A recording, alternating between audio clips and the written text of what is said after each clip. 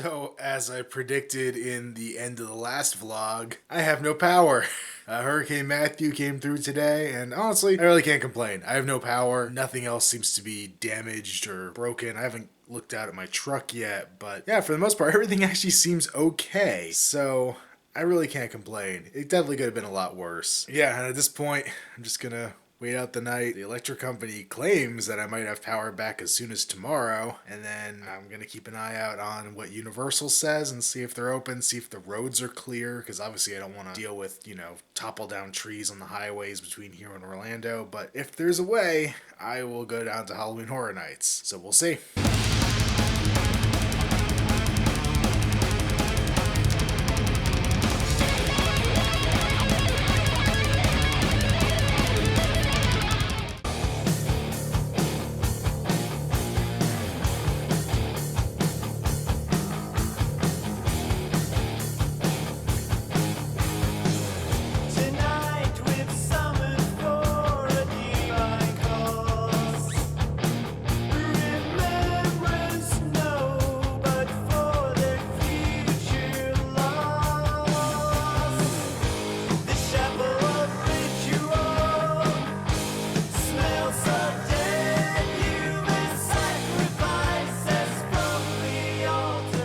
So I wanted to do an event report on what is now yesterday.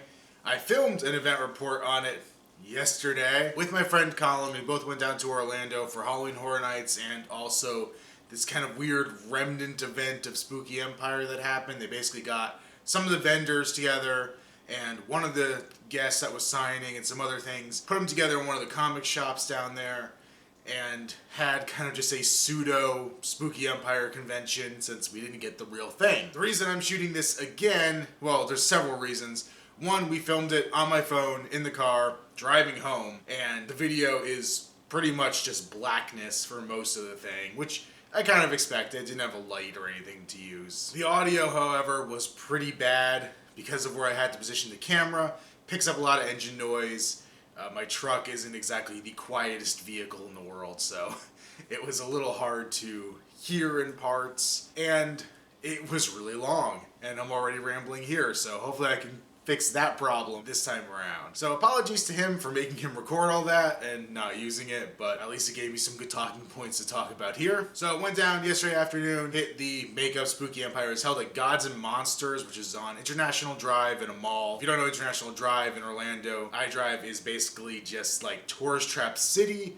There's a lot of big hotels, there's a lot of like Ripley's Believe It or Not, and stuff like that. There's stuff to bring in the tourists, bring in money. Everything there is way overpriced, including at this comic shop. It was cool that they had the guests, it was cool they had that little bit of Spooky Empire. Doesn't mean you get the real thing. But none of the vendors or anything were people I was super interested in getting stuff from. It's mostly art vendors, and it just wasn't art that I was very into. But there was one guest signing. I believe his name is Simon Bamford, and he is the Butterball Cenobite from Hellraiser and Hellraiser 2. And he was one of the ones that I was actually really interested in getting a signature from. They were going to have the full Hellraiser 2 Cenobite cast, so Doug Bradley, Butterball here, Chatterer, and the female. They already got Doug Bradley at a previous convention, but I was really excited to get all the Cenobites and have them all up on here in my wall of autographs, but at least I'm one more closer, so that's good. And then we headed off to Halloween Horror Nights at Universal Studios. This is my third year in a row going, I think my fifth or sixth year overall going to this event. I enjoy it most years, and I did learn from my past mistakes. I went and bought the fast passes, so I think the longest I waited in line was maybe like 5 or 10 minutes at the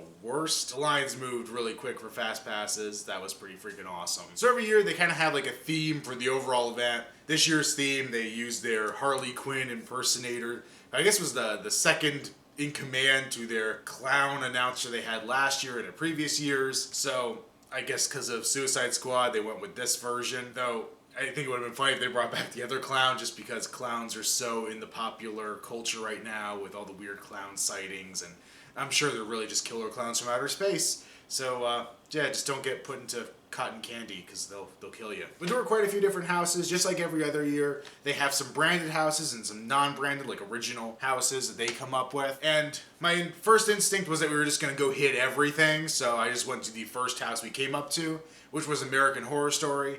Not a show that I've watched in quite a while. I had an ex-girlfriend that was into it, and she watched it quite a bit, so I kind of saw some of the first seasons of it, but I haven't seen any like the newer stuff. So I really can't judge it on the merits of how accurate it is to the show. I did kind of get that some of the scares seemed really goofy. Stuff like somebody complaining about having to clean bed sheets and stuff like that. I guess it makes sense in the context of the show, but I'm really not sure. Probably the creepiest thing they did have was a Twisty the Clown, who's kind of the freak show icon or whatever. And I know they were banking on that one because he was all over the advertising for everything. It was decent.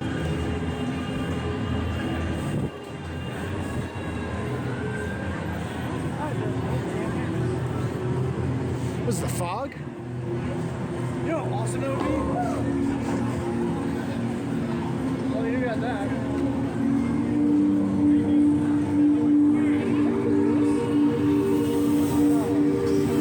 Do you think is that Bruce Willis?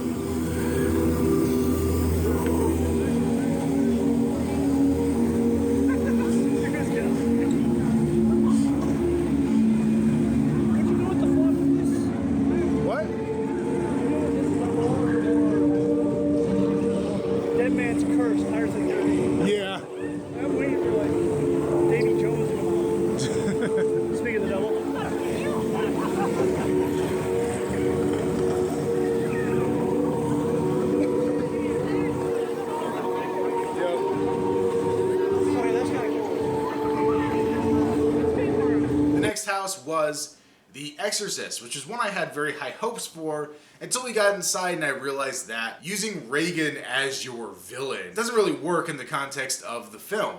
Because while it is a threat, it's kind of more of a psychological or spiritual threat than she is a real physical threat. I mean, there are scenes where she lashes out at people. I think there's a cut scene from the spider walk piece where she actually attacks her mother. But really, she's not that scary as somebody jumping out at you from behind the walls. I mean, you're seeing a very short woman in makeup coming out and like snapping her teeth at you. You kind of walk through the Exorcist house. You start outside, so it's that iconic image from the trailer and the movie poster. You had to go inside.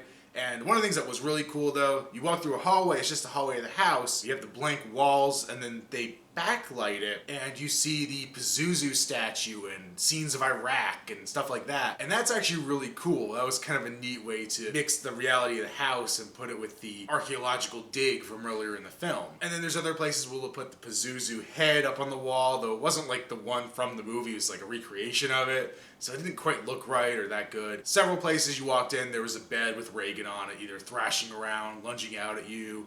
They had a mechanical one where her head spun around, of course. In the end, you get to see the priest with her up in the air and doing the holy water thing. The power of Christ compels you. Though they tried to kind of make the priest a scare. I think they gave him some kind of ghoul makeup, too.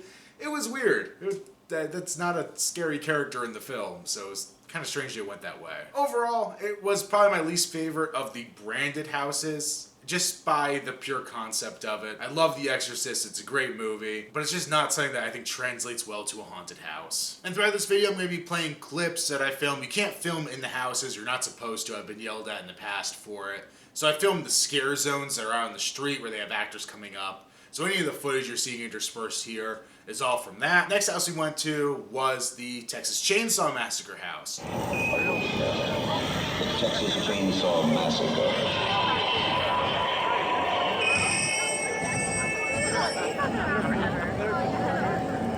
What's up? Oh, there's taking a picture. No.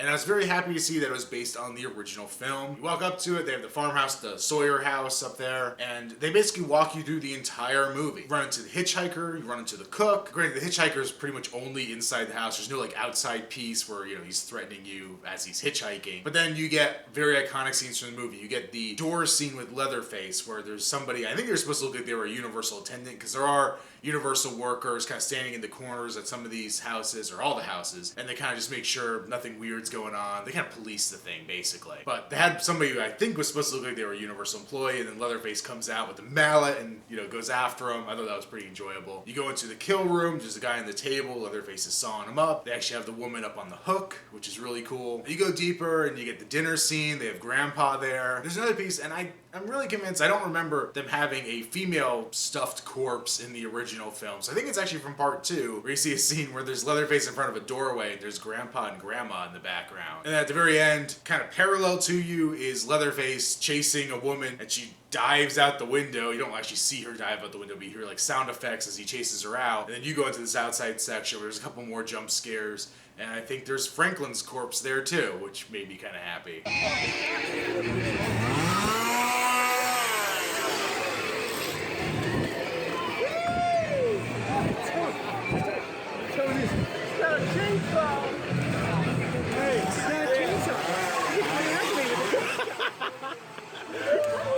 Your acting was too good, that's the problem. You couldn't reach the levels of bad. After that, we took a trip to Haddonfield, where there's the Halloween house. Didn't realize going in that this was Halloween 2, the original Halloween 2, not the Rob Zombie one. Ready?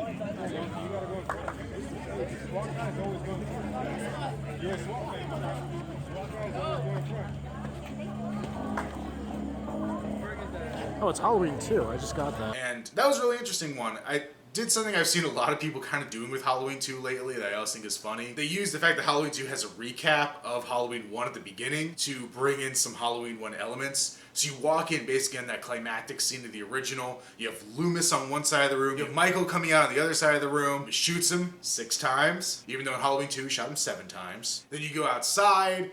You see Myers popping up a couple more places, then you get into Haddonfield Memorial Hospital. They recreate a lot of the deaths from there. There's a dead security guard. You see the girl getting her head fried in the jacuzzi. And then eventually you walk into the room where there's a Laurie Strode actor on one side of the room, Michael's on the other. She shoots him in the eyes. You go down a hallway with all the leaking, fizzing gas canisters and everything. You see Michael with the blood tears slashing at you with the scalpel. And I think all the props that they had for this were from Trick or Treat Studios. The masks definitely looked like the Trick or Treat Studios ones that I own. The knife and the scalpel very easily could have been from that too, and it probably would have been a good prop because they're foam. So I thought that was kind of funny. At the very end, you're walking through, there's no real indication that there's an explosion. So you're walking through this like charred, burned craziness. You see like burnt up Michael Myers looking like he's from the end of Halloween Resurrection. And it was kind of weird because to jump back to the Exorcist house real quick, they had a part at the end of that where you're kind of done with the movie and you just kind of go through this hellish looking environment. I didn't really understand why that was there. And then going through the Myers house,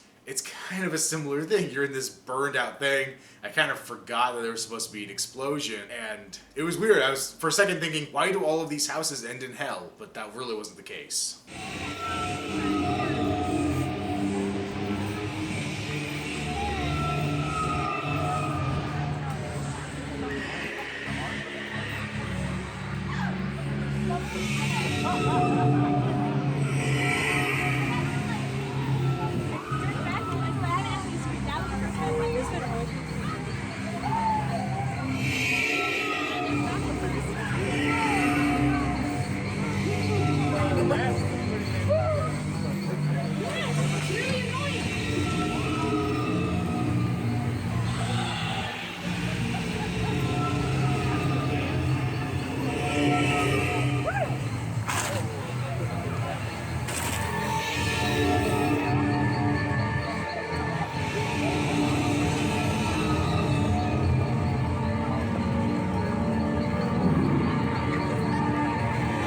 So after that, we went to the Krampus house. Very similar to a lot of these other houses, you start out outside of the house from Krampus. You're inside like a sound stage, but you start out outside of the physical house. You walk in, you see the little elves and stuff running around the house, attacking you. You eventually walk back out again, you see Krampus up on the roof looking real intimidating, which was a really cool scene. They have fake snow coming down the whole time. Like, it was pretty well done. If it wasn't 80 degrees outside, you might have thought it was Christmas, but then again, it's kind of Christmas in Florida anyway, except for the snow, but whatever. They had some interesting effects. One, you have like a strobe light going off in this tunnel that's white. I guess it's supposed to simulate the blizzard. There were some things in this house I wasn't so much a fan of. They had the gingerbread men, which was one of my favorite parts of the movie, but they're not animated at all. They're just static images, and then they kind of play gremlin noises over top of them. You do walk down a hall at one point where they had a puppeteer with the bear from the movie, and that was kind of creepy. That actually popped up right next to me. You know, it was definitely a cool looking puppet. I believe they also had the Jack-in-the-Box. I didn't get to actually see that, so I think it's just, with these houses, it's kind of timing of when you go through. There was kind of a cool false scare where you think you see Krampus in the room, and it's one of the elves like pops out from under it and scares you. They didn't utilize Krampus himself too much. I think it would be kind of hard to use that because, I mean, you'd have to be probably a puppet or a guy in a suit in just some awkward way. So that really didn't get utilized as much. I guess you end in his workshop. I was kind of waiting to end in the snow globe or something, but I don't know. That house, no pun intended, left me a little cold.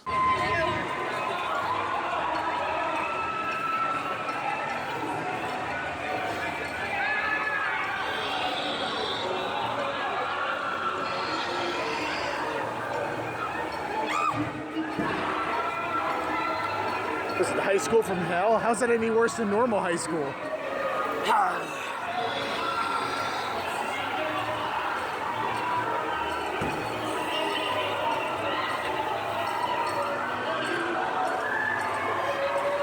bad. I'm seeing the football team enjoying.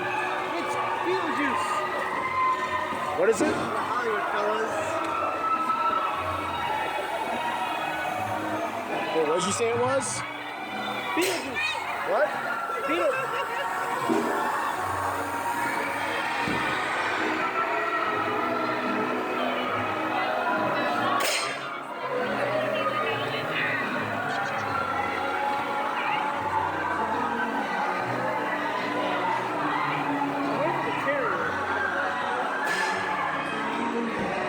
feel like a lot of them kind of just are. But no, it's 1950, so that means they're all greasers and then they're bad guys in Carrie movies, like Stephen King movies. Yeah, it looked like leftover makeup from Selma Hayek Vampire Fest from Dusk Till Dawn. After that, went and grabbed dinner at the Universal Monster Cafe, which was a bad mistake because the food sucked, but dining area is so cool looking. We sat in the Creature from the Black Lagoon section because I had to. Yeah, so the scenery was good, the food sucked ass. So at that point, we'd kind of done all the houses we were like super interested in seeing, so we just kind of looked at what else was there. We went to the Walking Dead house. In previous years, the Walking Dead house was whatever the last season was, and you kind of walk through it. So the first time I went on it was the road to Terminus. The second time I went, it was actually Terminus. This year was actually almost like a greatest hits. I don't even know if it hit up to this last season. I honestly haven't watched Walking Dead since the very beginning of the season when they're at Terminus. So I really don't remember like what's when, how many seasons I'm behind. But basically, you go through, you see the RV, you see the Don't Open Dead inside, you see the one zombie corpse is like half a woman, with the spine trailing out the back. You see some more iconic images going through the seasons. You get to go into Terminus itself and see people getting their throats slit and stuff like that. But it was just kind of weird that they didn't, my friend was talking up that they're probably going to end with Negan with the baseball bat, threatening somebody, and that definitely didn't happen. The plus side to it is, from, I think 2 years ago when I saw it, they redid one of my favorite rooms of the house, which is, like I said, mirrors on the wall and strobe lights going off so you get really disoriented. And they have some mannequins and some actors portraying zombies, so you really don't know what's what, and it gives it this feeling that you're out in this big open field and there's tons of zombies, and it's really, really freaking cool. It's one of my favorite effects I've seen in a haunted house.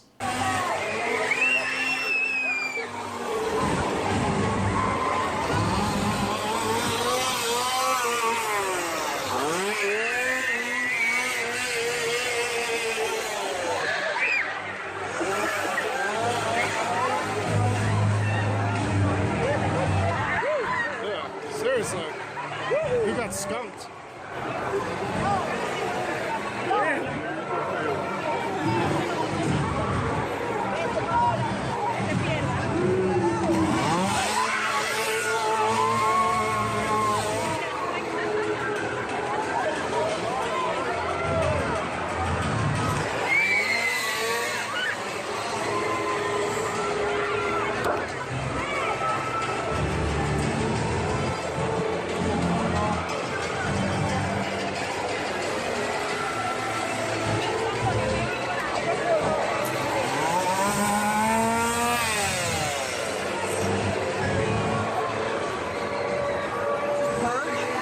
I think it might be, yeah.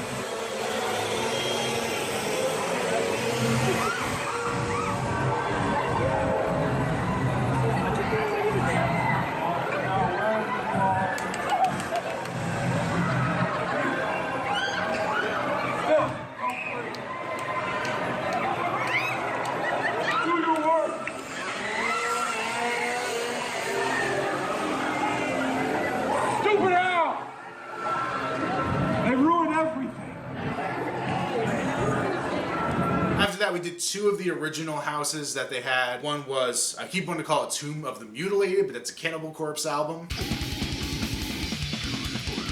But it's actually Tomb of the Ancients. That thing was a little weird because it was pyramid themed, I guess. That's the best thing I could say about it. But then mixed like Aztec and Egyptian pyramid mythos and stuff together. The outside looked very Aztec. Some of the monsters kind of had like looks. I guess it could work either way because I think they both had gods and deities that were half animal, half human. But there's definitely like an Eye of Horus inside, so I know that's Egyptian. I don't know, it seemed a little confused, and maybe it was just me thinking it was one thing and having it not be that. I felt like they used a lot of pieces over from their From Dusk Till Dawn house that they did a few years back as well, which had that Aztec feel. The house was okay, like nothing special but nothing bad. One of the things I thought was interesting was that they kind of had walls as opposed to the usual thing where they kind of have corners where you can really tell somebody's going to pop out because it's like a recessed corner and there's usually like a piece of gauze or something hanging down so the actor can pop out and jump out at you and scare you. This, they almost looked like they had like the walls were like a rubber or maybe just a cloth or something that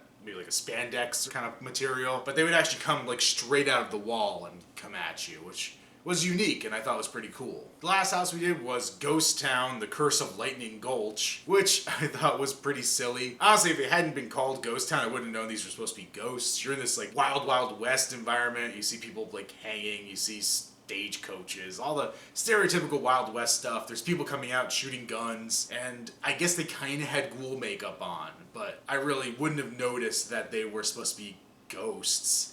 Eventually you go into the mine, I think you see the prospector from Toy Story 2. I really don't know. That was probably the absolute weakest house out of all of them. So that was pretty much it. There were a couple other things that we didn't do. There was one 3D house. I don't think either of us really wanted to deal with the 3D glasses or anything. I think it was based off the Harley Quinn clown. I really didn't care to see it. There was another thing that I thought was a house, but turns out it was some virtual reality puzzle solving experience, but you have to pay extra and go like sign up for it ahead of time. So obviously couldn't do that because I didn't even know that was what had to happen. Plus I don't think I really wanted to stick on VR goggles or anything. But overall I think it was a really fun experience. If I had to rank the houses, I'd probably say Texas Chainsaw was my favorite, followed very closely by Halloween 2. Then I kind of have like a run in the middle that would be like in no particular order. Walking Dead, Tomb of the Ancients, Krampus, American Horror Story, where they were fine. Like, I enjoyed them. I'm not saying they were bad. Like, I actively enjoyed going through them, but they just weren't, like, standout awesome. And then probably the bottom of the barrel, and there's a big gap between these. Like, Exorcist, just because the concept didn't quite work, and then way down there's the freaking Ghosts Wild Wild West thing, because that just wasn't good. But I really enjoyed going. I had a lot of fun.